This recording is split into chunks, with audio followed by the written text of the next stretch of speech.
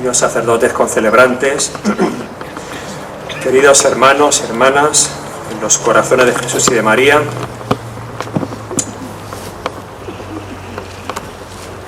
tal día como hoy,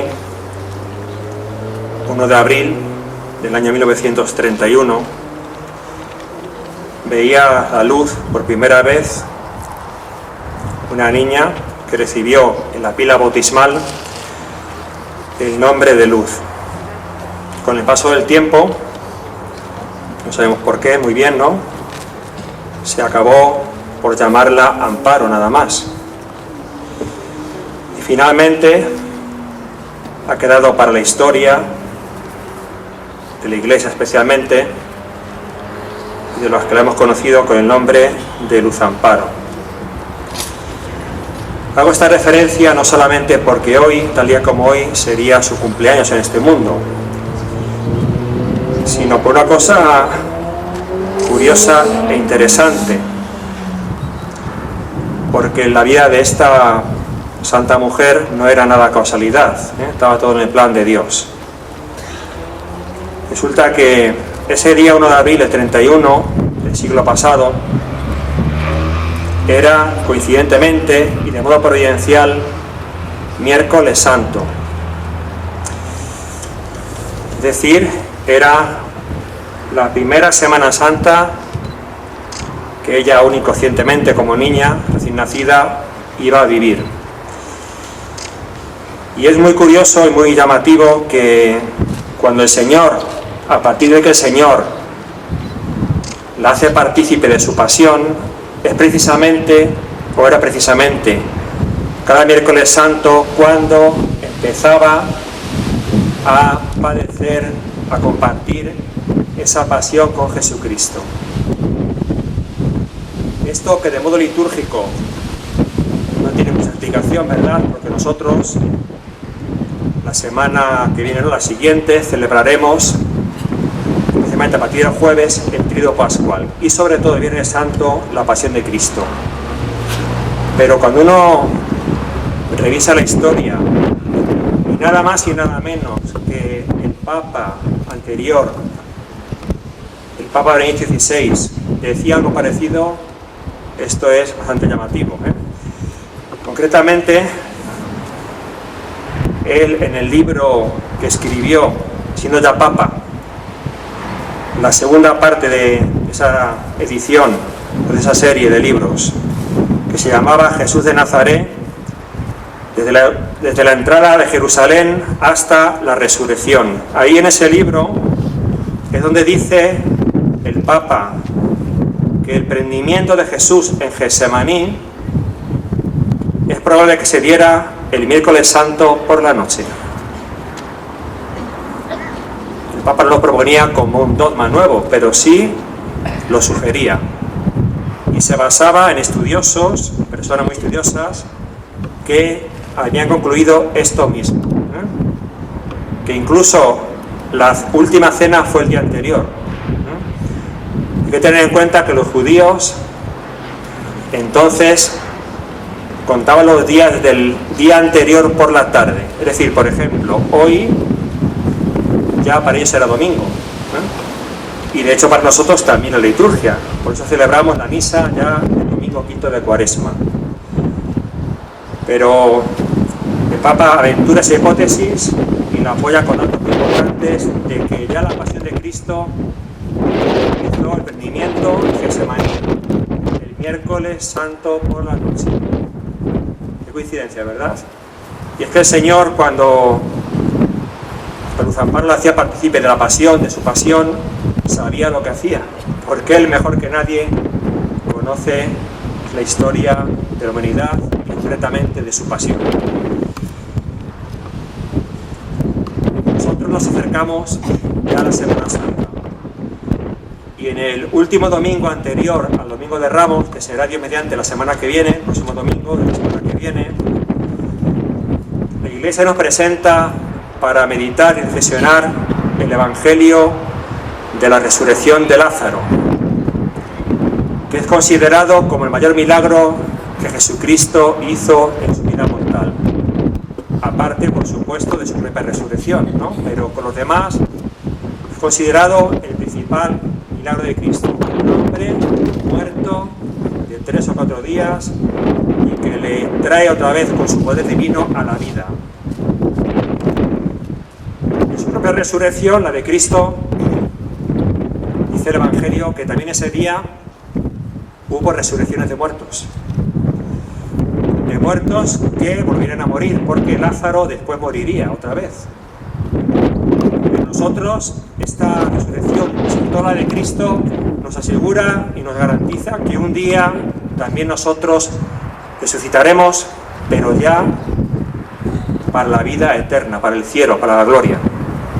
Sí, con nuestra vida nos hacemos merecedores de ese premio, de esa gloria de los bienaventurados.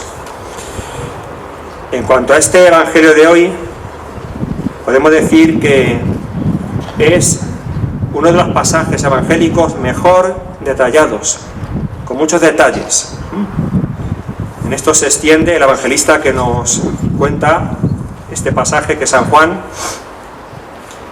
y nos refleja cómo aparece primero Jesús, que se nos presenta tan divino, tan humano, tan compasivo y lleno de un gran amor, y con unos sentimientos tan nobles de cualquier ser humano, porque dice el Evangelio que lloró cuando estaba allí ante la tumba de Lázaro.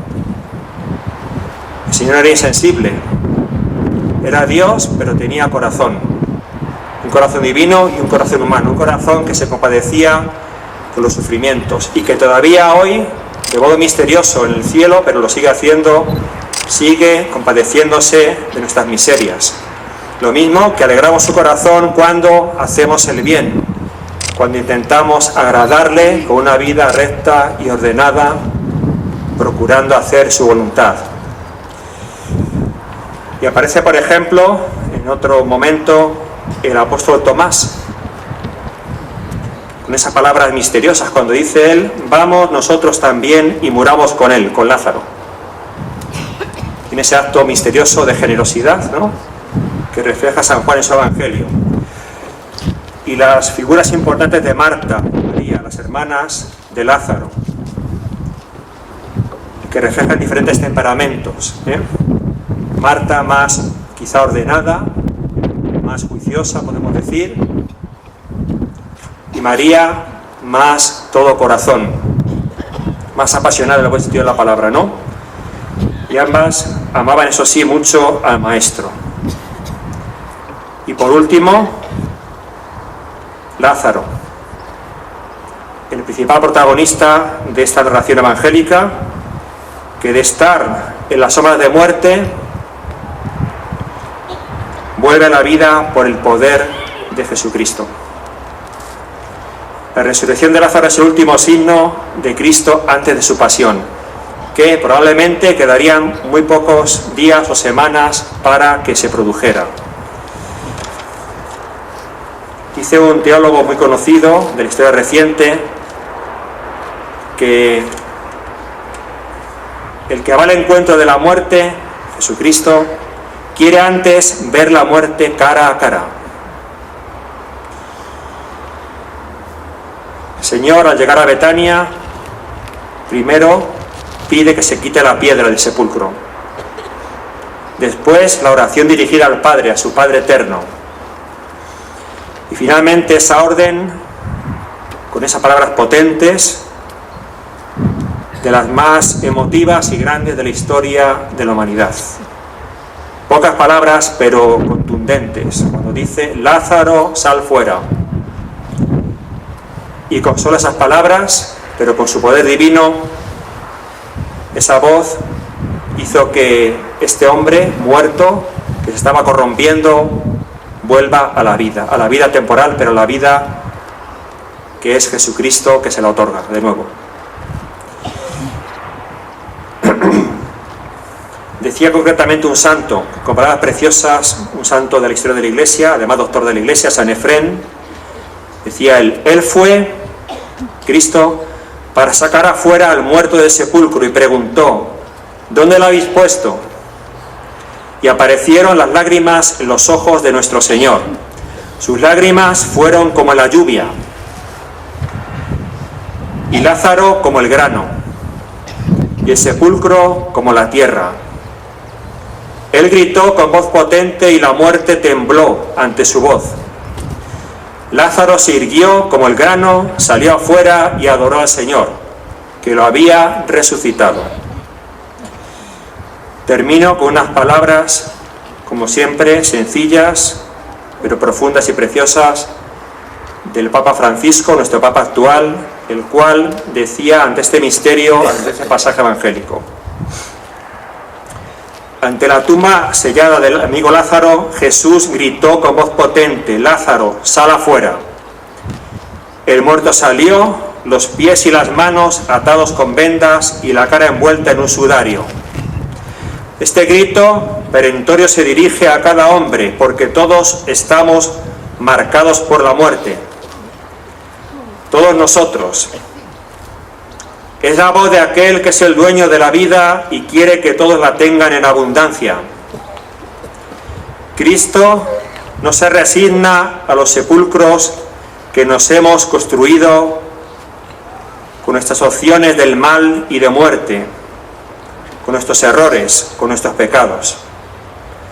Porque en el fondo, esto lo comento de mi parte, en el fondo Dios lo que quiere no es tanto la resurrección de la carne, sino más que nada, por supuesto, la resurrección del alma, que es a la que el Papa Francisco se refiere. Y sigue diciendo el Papa: Él no se resigna a esto, Él nos invita, casi nos ordena salir de la tumba en la que nuestros pecados nos han sepultado.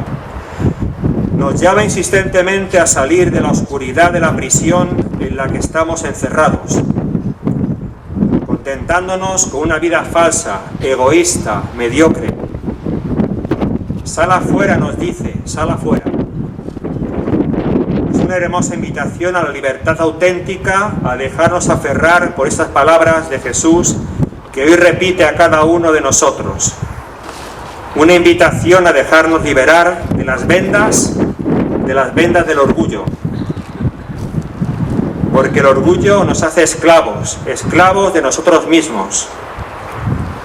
Y que, añado yo, es el peor de los pecados, porque el orgullo tiene como raíz la soberbia, y la soberbia es la raíz de todos los pecados, del mal.